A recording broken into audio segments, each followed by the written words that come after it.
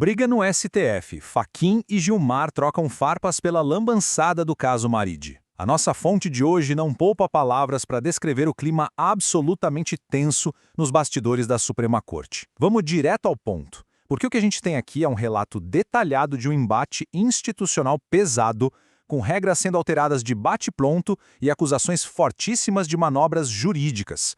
Tudo isso documentado e trazido à tona por quem acompanha os corredores do poder com uma lupa. O que nos leva logo de cara a uma pergunta bem provocativa. Afinal, pode um ministro escolher o que ele vai julgar? É exatamente em torno dessa dúvida que a confusão inteira se instala. E antes da gente mergulhar para entender como isso abalou o STF, já inscreva-se no nosso canal para continuar acompanhando explicações diretas como essa, tá? Bom, na teoria, a resposta para essa pergunta deveria ser um sonoro não. O sistema tem regras bem rígidas justamente para evitar que as partes escolham os próprios juízes. Só que a fonte aponta que brechas nesse sistema teriam sido usadas de forma totalmente intencional. Para entender como essa suposta escolha de juízes aconteceu na prática, a gente precisa ir para a parte 1. A regra da prevenção. Vamos desvendar a engrenagem que iniciou o conflito. A tal distribuição por prevenção é uma regra legal criada para garantir que casos relacionados ou idênticos caiam com o mesmo juiz. A lógica faz todo sentido, né? Se o ministro já analisou o caso, ele já conhece o contexto, então é muito mais eficiente.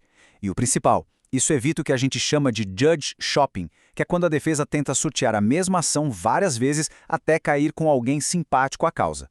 Só que, segundo a argumentação contundente do nosso comentarista, essa regra, feita para proteger o sistema, foi manipulada exatamente para burlar as coisas. E aí a gente entra no incidente em si. Parte 2. A lambança do caso Meredith.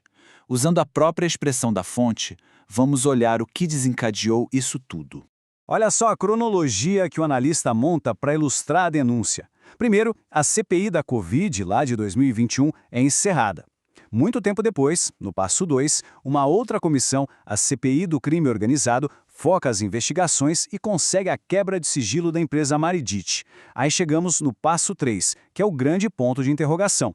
A defesa da Meredith, em vez de recorrer no processo de agora, vai lá e entra com uma petição dentro daquela ação antiga e arquivada da CPI da Covid.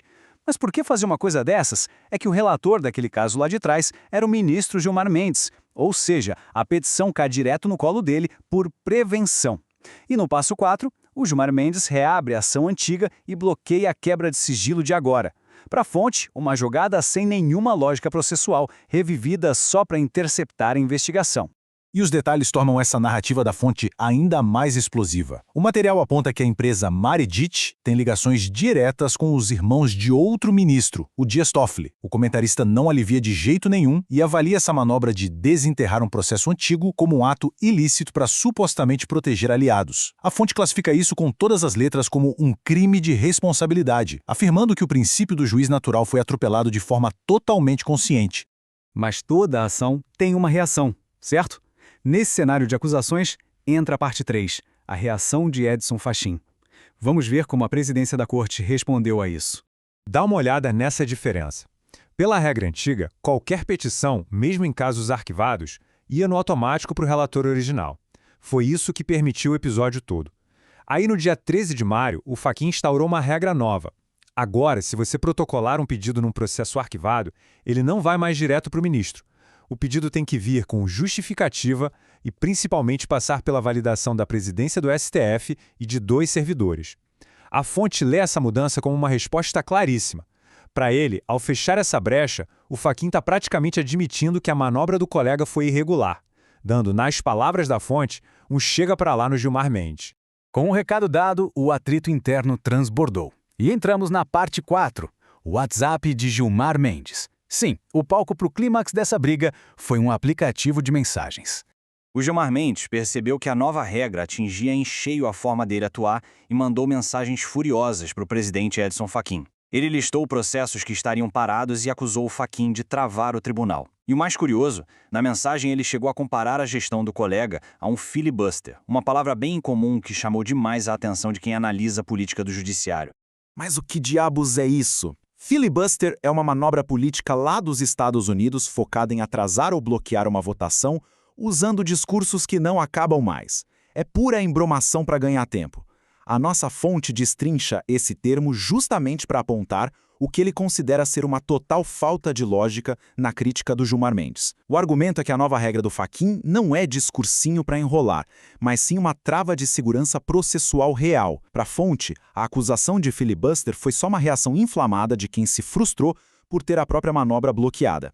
Esse bate-boca no aplicativo escancarou uma visão bem particular que a fonte tem do STF. O comentarista divide a corte abertamente em duas facções. De um lado, o que ele chama polemicamente de banda podre, que seria liderada pelo Gilmar Mendes e contaria com ministros como Alexandre de Moraes e Dias Toffoli. Do outro lado, o resto do tribunal, alinhado com essa ação mais moralizadora do Fachin. E um detalhe super importante, a fonte acha esse racha excelente. Na visão dele, um tribunal dividido acaba brigando entre si e com isso não consegue atuar em bloco de forma autoritária. E é justamente essa leitura de blocos de poder que nos leva ao ponto 5, o alerta para 2027. O conflito deu uma trégua agora, mas a preocupação para o futuro é enorme.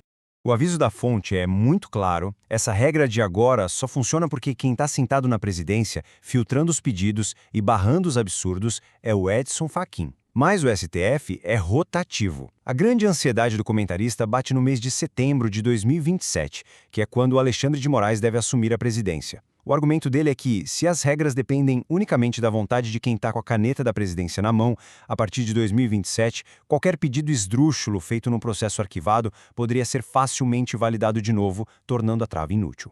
E tudo isso deixa a gente com uma reflexão final que incomoda bastante. Quem vigiará as regras do jogo no STF de amanhã? A fonte argumenta que esse episódio todo revelou vulnerabilidades super profundas no sistema, porque se a única barreira contra manobras e escolha de juízes é uma medida administrativa temporária que depende do presidente de plantão, quão segura é a nossa justiça de verdade? Fica aí essa provocação para a gente continuar acompanhando de pertinho os próximos capítulos dessa disputa de poder. Até a nossa próxima análise.